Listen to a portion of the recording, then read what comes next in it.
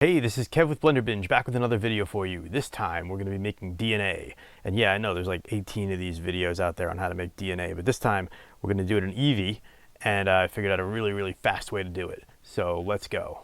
So the first thing we're going to do is we're going to use the default cube. I'm going to select the cube and I'm going to hit Control 3. And all that does is it gives me a modifier, subsurface, with viewport set to level 3. Render set to 2. I'm going to change that to 3 as it is right now and leave it. Next thing I'm going to do is I'm just going to go to Object and I'm going to hit Shade Smooth. So now I get a nice kind of smooth ball. So now what I'm going to do is create the ladder shape. So to do that, I'm going to go to, you know what, I'm going to hit Apply right now and just lock it in. It's fine. And then I'm going to hit Add Modifier. I'm going to say Array. And I'm going to give it a count of, I don't know, 45. And then I'm going to scale this back, and I'm going to say maybe 0.6. So they're kind of crunched together, and cool, right? Good. Perfect. Now what I'm going to do is I'm going to hit copy, and that gives me another loop, and I don't want all of that. So let me collapse this guy by hitting this little arrow, and over here I'm going to say count 2. I'm going to say this 0, and over here I'm going to say negative 4. So that's probably pretty good right there. So now what I'll do is add mesh cube. Again, hit Control 3, and I'm going to open up this little arrow thing over here and scale him down to about 0.4. And now I can move him in to about there. Let's see, right about there is probably pretty good. I'm just going to eyeball it. Okay, so now what I'm going to do is I'm going to go to Add Modifier, Array. I'm going to take 1 here and turn it to 0 because you see it's just giving me going down that line. I don't want that way. And I'll say count. I'll put out about 25. And then stretch them across and just kind of eyeball it, maybe negative 0.4. That's probably pretty good. And I can either do one of two things. I can collapse this guy, or I'll just hit apply. And I'm kind of happy with the subdivisions here, so I'm just going to hit apply for now. You can leave subdivision on if you want, if you just don't want it to be destructive, but just for this tutorial, I'm just doing it that way. And now what I'll do is I'll hit copy. And I'm going to say 0. And now here, I'm just going to say less. So maybe I want, let's stick with about 8. And push it down. Maybe I'll get more. I'll get some more. Maybe I'll go 12. And then I can scrunch that back roughly about there. So about 5. And that looks pretty good. So then all I have to do is just hit apply and apply. Then I select this guy and I hit apply and apply. And I'm left now with 2 things. So I'm going to join these together and then we can do the magic of twisting it. So I select this, I hold down shift, I select this, and then I go object, join, or Control J. Now it's joined. The next thing I do is I want to center it so it makes it really easy. So for that, I do Object, I do Set Origin, and I say Origin to 3D Cursor, or Geometry to Origin. Geometry to Origin works pretty good for this. So I'm going to say Geometry to Origin, and now what I'll do is just add a modifier of Simple Deform, and it already starts twisting it because we created it this way. All I have to do now is angle, push that up until I'm happy with it. So I'll just go to 360. There we go. DNA. Ooh, the magic of life. Look at that. All right, so now what we can do is we can go to Eevee and set up our little environment. So to do that, I'm just going to go over here to rendered up here. And I'm in 2.8 here. So I'm going to go rendered here. And I think what I'll do is go to render, and I'll turn on bloom. Why not? It's not going to kill us. I'll go to screen space reflections, open that up. I'll turn off half res trace. Turn on refraction. I might need it, I might not, I don't know, but while I'm here I'll just turn it on. I'll leave everything else as is, and that's probably okay. Shadows, if you have a higher power graphics card, you can turn on high bit depth and soft shadows if you want. I'm going to do that because I kind of like the way it looks, but again, if that crunches your computer, then you can not play with that. And now I'll just go and set up my shader. So shading reacts with light. So probably the first thing I want to do when I think about shading is just set up lighting. So to do that, in this case, I'm going to delete the default light. Bye-bye, delete. And I'm going to add in another light. So I'll go add, light, and this time I will say area light. And I'll pull that up, and let's give it some light. So it's very weak right now. You can see really, really, really, really weak, barely affecting anything. So I go to light over here, and okay, so I'm on area. I go to this little light bulb, and it says power 10. I'll say like 1500. There we go. Now it gives it some decent light. So I can pull this over. See, where's my camera?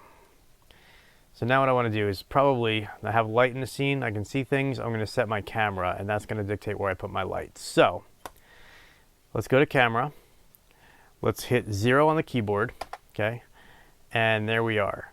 So what I'll do is I'm going to go over here to view, okay, again this is open. If it's not, you just hit this little arrow key or hit N on the keyboard, opens it up, say lock camera to view, and now using my mouse scroll wheel, I'm going to scroll out, and I'm just going to push down my mouse. I'm going to find a nice angle, and let's say kind of like that. And over here, camera, I'm at focal length 50. I guess that's probably good. I mean, you can go like 35, or you can go even wider if you want, something down to like 18 or 11. I'll just leave it at 50 for now. That's cool. And now I'll set up my light. So area light, I can turn off lock camera to view, and now I can scroll around a bit. And I will rotate and get a key light going. So that's probably pretty good there. Okay, my camera's right here. So now I'll get a backlight going too. So I'm going to hit, I'm going to go to, let's see. I'll hit Z over here, camera here, key light here. I'm going to hit Shift D. Let's go to Move Tool, hit Shift D, pull this guy out, rotate him around a bit. Yeah, you can hit like R. There's a lot of just keyboard shortcuts, but just to illustrate what I'm doing, I'm going to use this for now. And maybe I'll pull, let's see, camera's there, so maybe I will hit the move tool and pull them back over here somewhere, and maybe light him up 5,000. Now he's pretty bright. So if I hit 0, I get a nice backlight, and I can pull him over, maybe rotate him a little bit more, and just kind of get a nice just rim light happening here. 2 lights might just do it. So now what I'll do is I'll set my shading.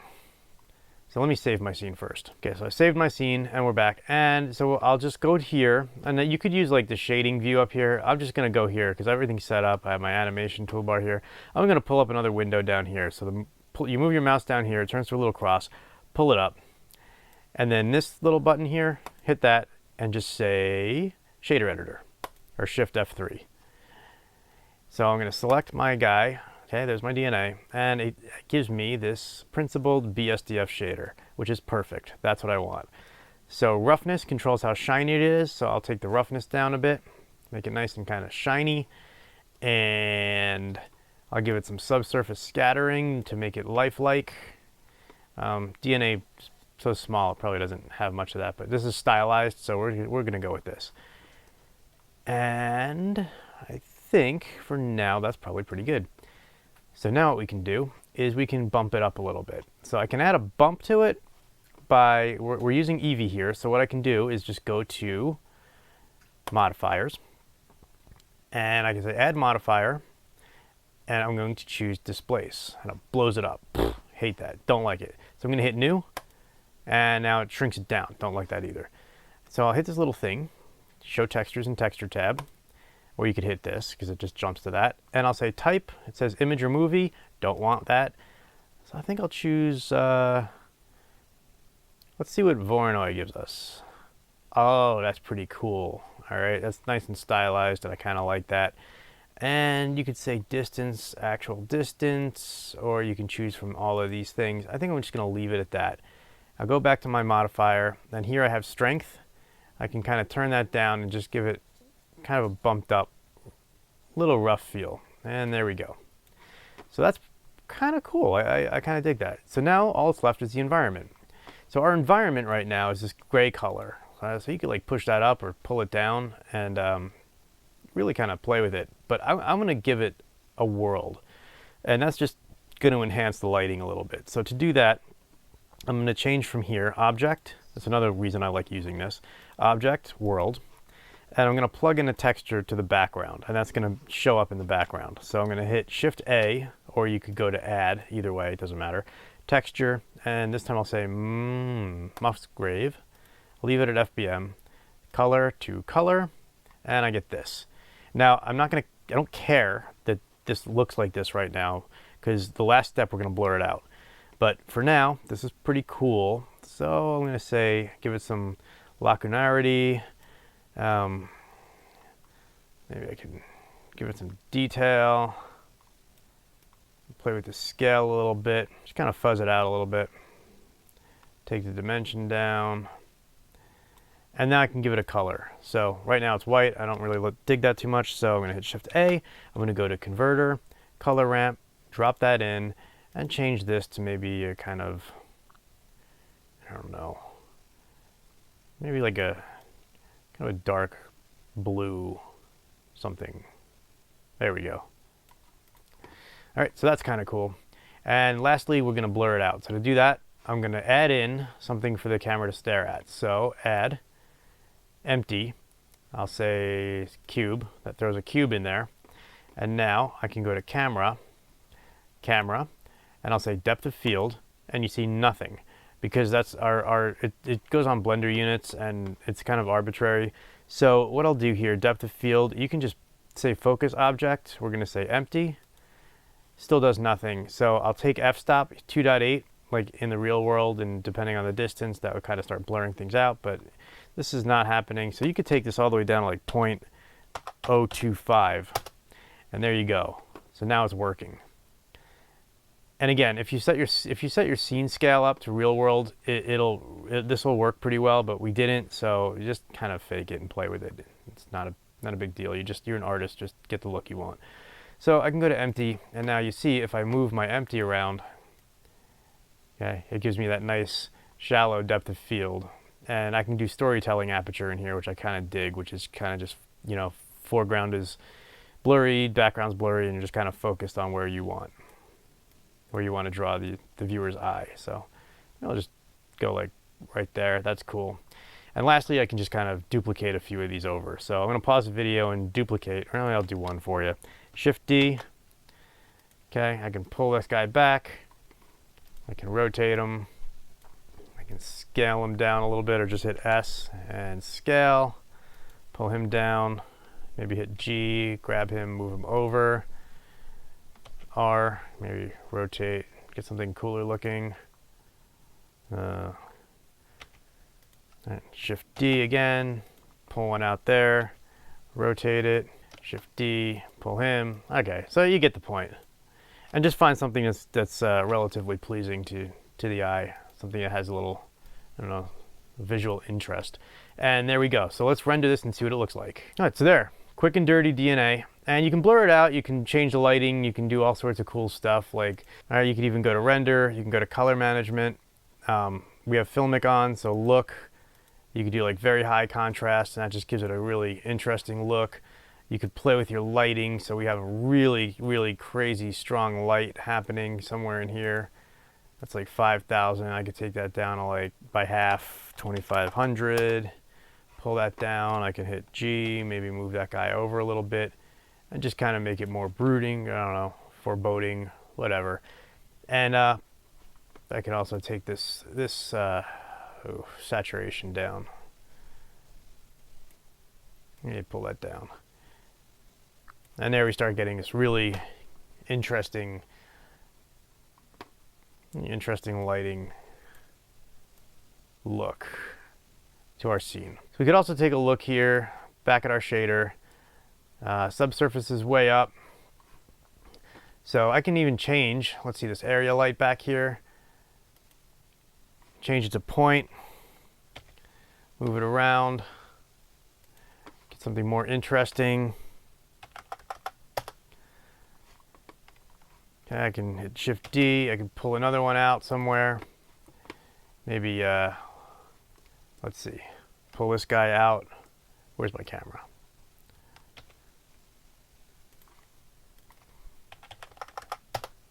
$25,000. Okay, so now we have more light happening in here. I can take this guy, make it blue, and I get more light spill in here. And you can, you can keep tweaking it forever. So let me render this out and show you what it looks like. All right, so there we go. Quick and dirty. Hopefully you got something out of this video. If you did, hit like, subscribe, share it, hit that little bell notification because I'm going to keep making more of these. Hopefully I'll start making more faster. Time is always against me here. But yeah, hopefully you got something out of it and go create. Thanks. See you in the next video. Bye.